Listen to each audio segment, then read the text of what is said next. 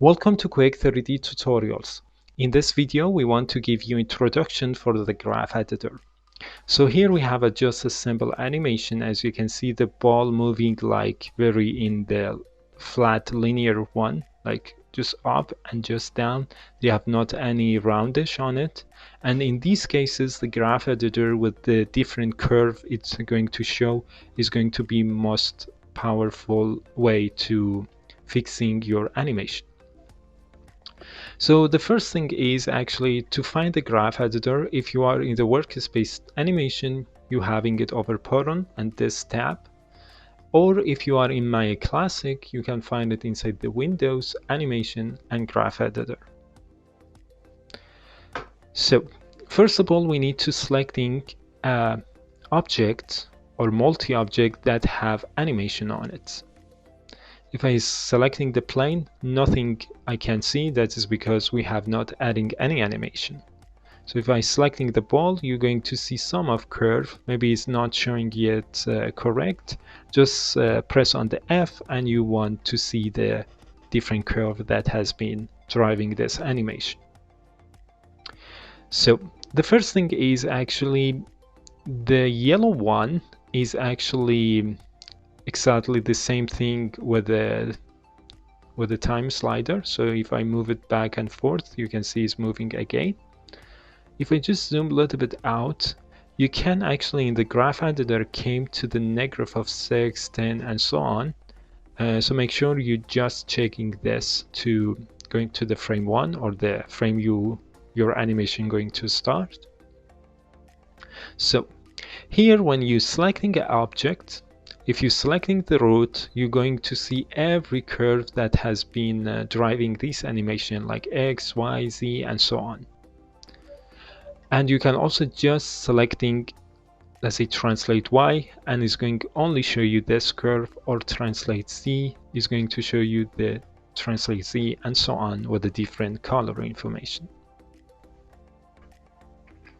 And of course, if you have multi-object, you can selecting it both of them and selecting only the translate Z on all these different controller and making adjustment if you want to. So here we have, if we are just going back to the translate Y, here we have a very simple orange cube.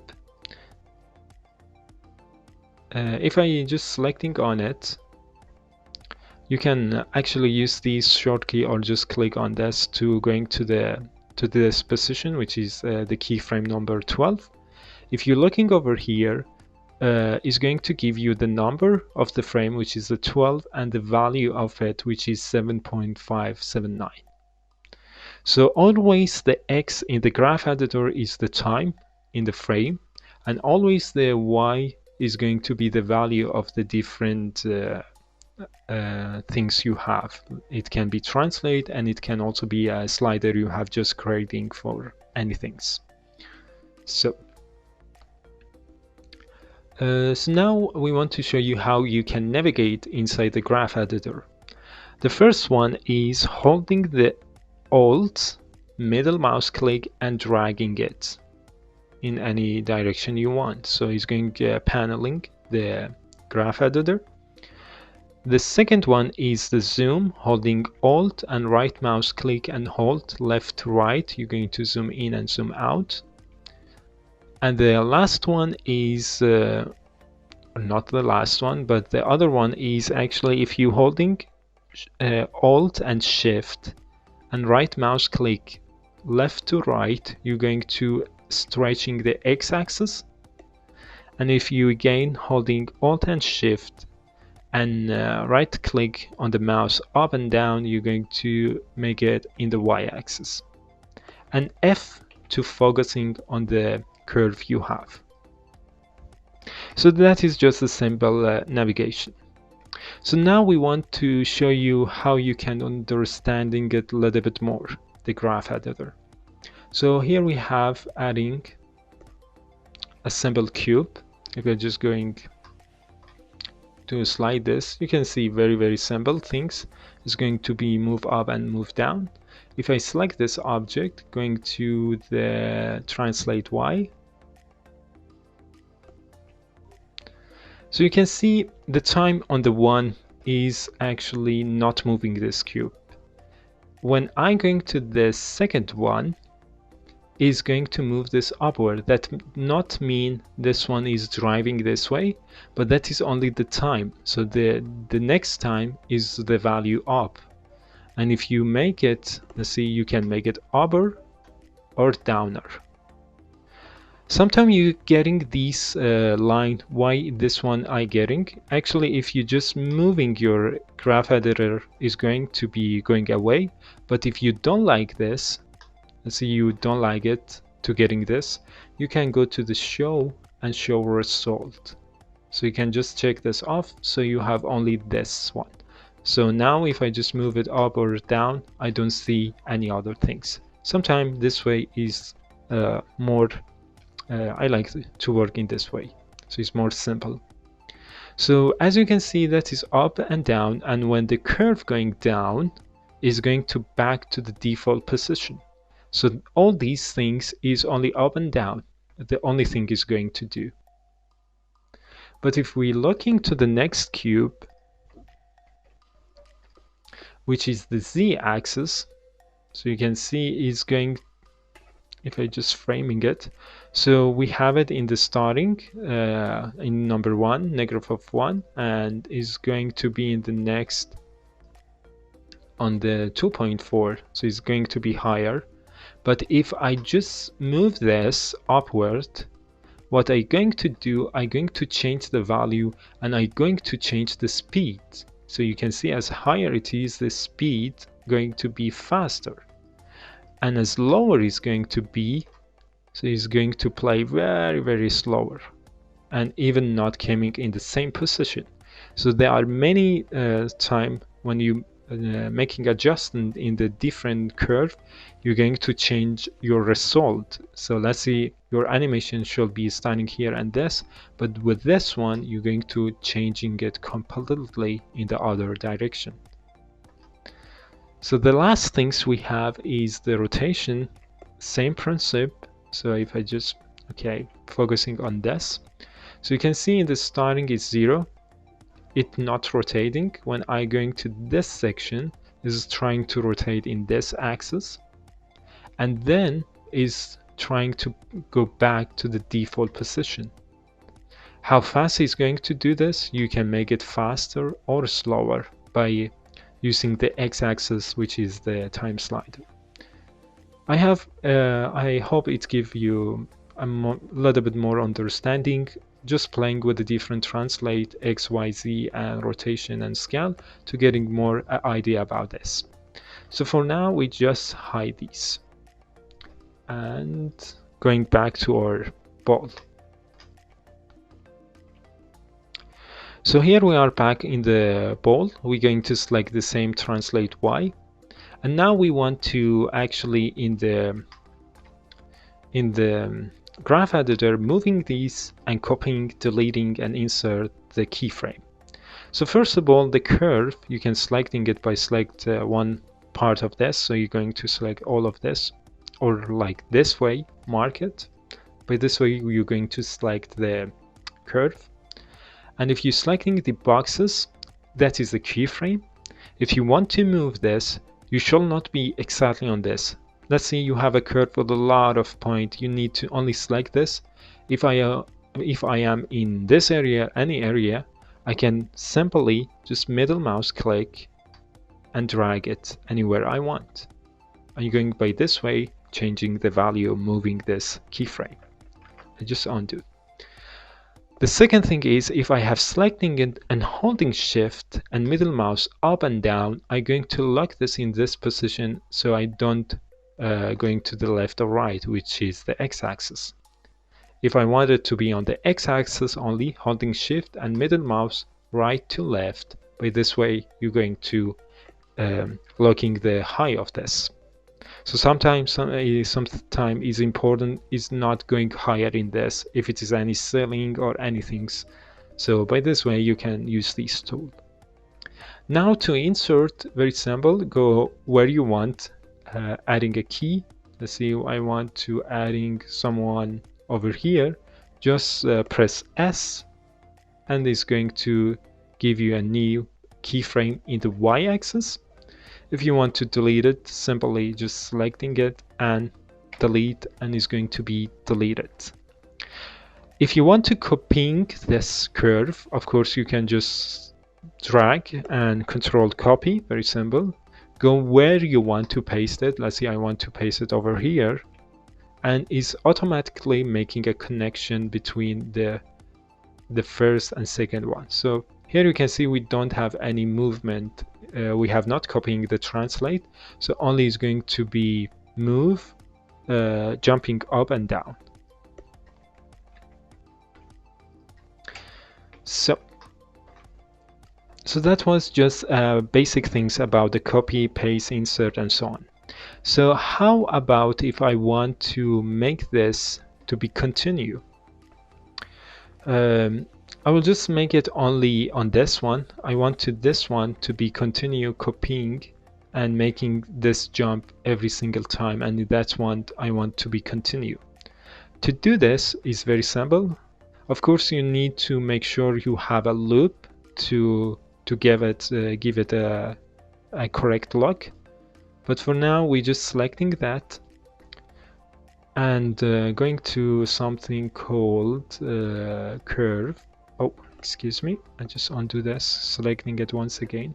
Go to the curve, post-infinity and pre-infinity. The post-infinity cycle is going to, you cannot see anything happening in the graph editor, and that is because you need to go to the view and show the infinity. So now you can see is going to continue infinity. This is going to jump and jump and jump. So make sure you have viewing it, otherwise you cannot see it. So the post is for this direction, and if you want it to be in the opposite, selecting it, go over the curve again and pre-infinity cycle, and so on. So you can see it's just jumping, jumping, and jumping, and so on. So you just undo it a couple of times. But if I'm going to the translate, okay, so you can see it's going to moving and just stopping here. If I just want to this one to continue to be moving in this direction, if I just selecting everything's going to curve and make post-infinity cycle without offset, what happening is trying to go upward, or only think about the movement. So I just assign from here, so is going to move and back to the default position, move and back to the default position. But sometimes it is not this one I want. I want to getting a nice flat curve that is continue, not like step by steps. So I just undo this, selecting this once again, go to something called post cycle with offset. So what it does, if you're looking in the graph editor, is just continue this one in the linear workflow. So if I just move this, so you can see it's continue move, move, move, move, and so on. And if I want to have it in the back area, so you can select it again, go over the curve again, pre-infinity, and cycle with offset, and this was going to be backward. So I just undo this one a couple of times. There we go. So that is just how you can make a loop inside the graph editor and showing it. So now we want to talking about the different type of the tangent we have inside graph editor. Before actually we converting it to the different type we have over here, I highly recommend before you starting your animation, make sure, I have also shown you this in the past video, make sure your animations section, excuse me, here we go, animation section, you have choosing the right tangles. So we have spline, we have linear, we have steps, and so on. And we have also weighted tangles, or non-weighted tangles and weighted tangles. I'm going to explain this a little bit more, but here you have the default option to putting it to the 1. So let's say you want to working with the blocking, so you're going to change it to this, or maybe linear or so, or other types. So, but let's say you have making it in linear, but you want it to be in the spline. You can actually select your geometry or controller and shift select everything over the time slider, right click and go to spline, linear or steps and flat and so on. In any time you can convert it, or if you want you can actually selecting your curve over here and just using one of these. So for this demo I will only focus in the translate X. So we're going to putting a keyframe over here, and then we're selecting everything. So we have the first option, which is the auto. Let me zoom it. If I zoom this, now we have getting something called the handles, Tangles Handles, and that is going to modify this curve and actually going to change your animation also. So the auto mode is actually, if I just move it down, you can see slowly trying to be flat, and this one trying to be slowly to be flat and match the top part. So that is the auto my auto tangles is. Then we're going to, let me convert everything to the spline. The spline is trying to make it smooth curve, and the tangles here, if I move up or down, is completely the same. Next we have the Clampett. What it does is kind of like auto, but when I'm going to move it down, as soon as I'm going to down area, is going to snap to the flat position. As soon as I'm going to the top, is going to snap this. So that is this option that this type of the tangles have. So now I'm selecting it, the flat one or the linear, everything is flat, and we have the flat one. It's going to change your tangles handle to be flat. And then we have the steps mode, which is going to show you a jump. So let me go back to the linear one. So that was about the different tangles, and inside Maya 2020 actually you can actually change the enable the steps preview even you have linear or spline lines. So we're going to talking also about this handles, the tangles handles. So first of all, I'm going to delete this keyframe. We don't need it. We're selecting the top one. I'm going to make it to be a flat one. What it does, instead the ball, let me just go to the linear. You can see if I just scroll it, the ball going to jump over here. Maybe it's too high. So I'm going to putting it a little bit like that. So you can see the ball is only continuing this position and just poop, flat is going down. But when we're going to use this flat one or a spline and so on, it's going to smooth this movement. So it's going to be a little bit more smooth. Of course, we need to adjust these later, but for now we're just focusing in this area. So we want to talking a little bit about the handle selves. Actually, if you select that and trying to move this, you cannot make it bigger in this. I can of course adjust the curve, but I cannot make the handles to be bigger. If you want to do this, you need to change the curve to be weighted tangles. And if you do this, every type of the curve now is going to be changed. So you can see now I can drag it as much as I want. Sometimes it's good and sometimes it's not good to have it. But I feel it is better because we have an option we can lock these handles. So first of all, the other one, and that is when I saying it in the starting, inside the animation over here, you're going to select the default one. Which one do you want? But I like the this option, widget tangles, because you're going to have the control of the handles as much as you want, and in the same time, if you don't want have it to adjust the size of it, you can just selecting it and going to something called lock. So you're going now to logging it, so you're getting a red line, lines, or excuse me, a black line. And now if I want trying to make it bigger, I can. That is because I have logged it. If I select this one, is open, so I can have adjusting this one if I want. So I can just manually say lock this, unlock this, and so on. But if you want to go back to the default one, just click on that.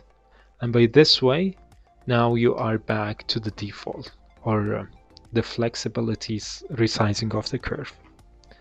So the next things we can break these to adjust the curve. To break this, you selecting it, the keyframe you want, and just click on that. What it means now, we have breaking it, so I can just move part of this. So this handles controlling this curve. If you want, and of course the other side.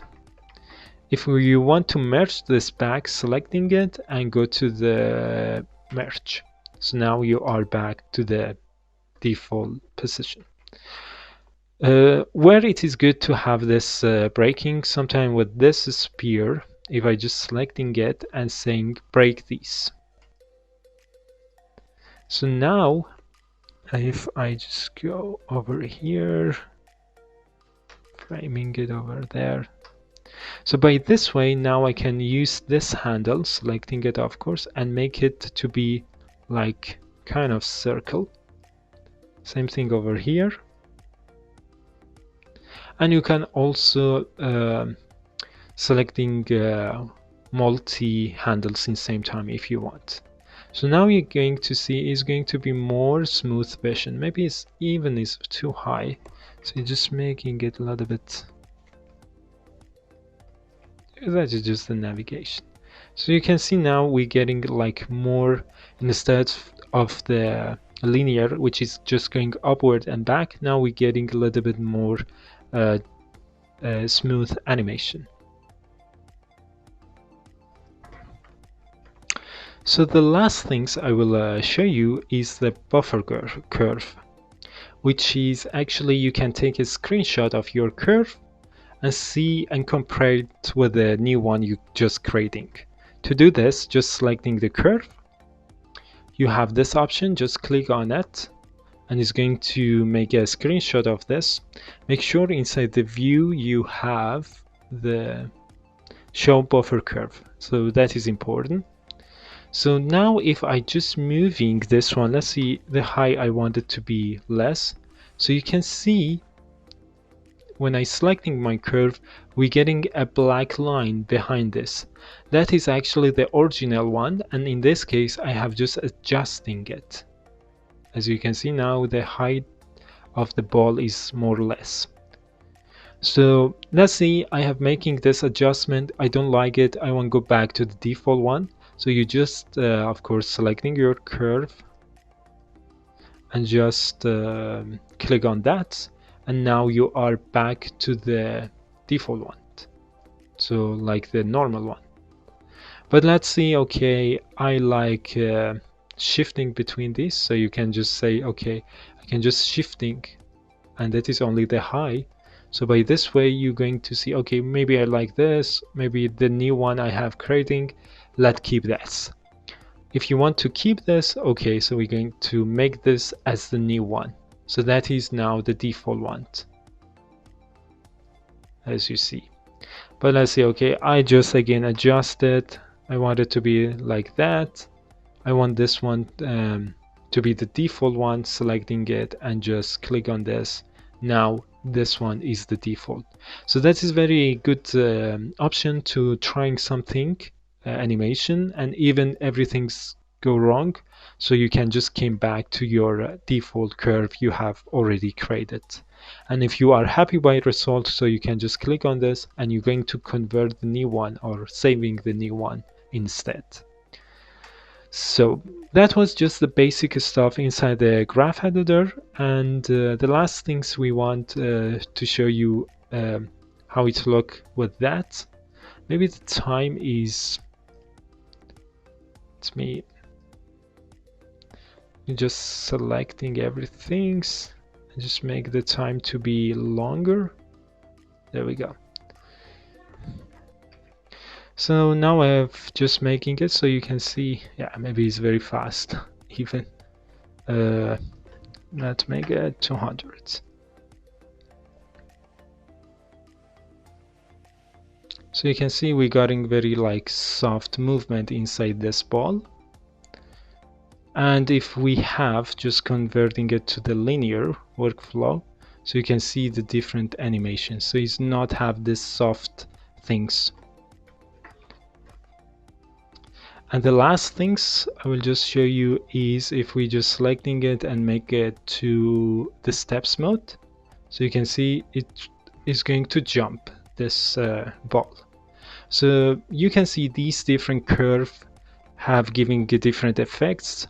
But this one, the steps mode, is good for the blocking animation, also the linear, and then you converting it to auto or a spline if you want, making your adjustment, and you are ready to go.